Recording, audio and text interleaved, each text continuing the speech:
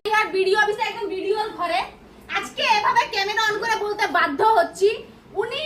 আমরা কি জানি সরকারি কাজ হবে তারপর কন্ট্রাক্টর বিল পাবে ওনার জন্য ঘরের লোক মা ছেলে মাসির ছেলে উনি টাকা দিয়ে দিয়েছে পেমেন্ট করে দিয়েছে তখন কোনো মানে ভেরিফিকেশন ইনকোয়ারি কোনো কিছু প্রয়োজন হয়নি এখন যখন আমরা এসে কাগজপত্র সব প্রমাণ নিয়ে বলছি এই জায়গায় কাজ হয়নি আপনি চলুন ভেরিফিকেশন করবেন না উনি এখন না 6 দিন পরে যাবে কিন্তু উনি এখন যেতে পারছে না আমার বলার পরে প্রমাণ দেওয়ার পরেও উনি ভিডিও দেখেছে আমার ভিডিও দেখেছে সেটা উনি নিজে মুখে স্বীকার করেছে অথচ উনি কোনো ভেরিফিকেশন ইনকোয়ারি ছাড়া বিলটা ছাড়তে পারে কিভাবে এই হচ্ছে আমাদের মাদারিহাটের ভিডিও এর নামটা দেখো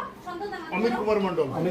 ভিডিও অমিত কুমার মণ্ডল এই মাদারিহাট ভিডিও অফিসের ভিডিও উনি কোনো রকম ভাবে রাজি না উনি যাবে না মানে যাবে না উনি যাবে না 6 দিন টাইম লাগে রাত্রেবেলা করে আমি এর আগে আপনারা ভিডিওতে দেখেছেন রাতের বেলা গিয়ে আমরা যেই কাজ ওনাদের করার কথা সেই কাজ আমরা করি রাতের বেলা গিয়ে কাজ আটকাই অথচ এই টাকা আগে উঠায় ওদের খাওয়া হয়ে গেছে এখন উনি কোনো রকম ভাবে রাজি না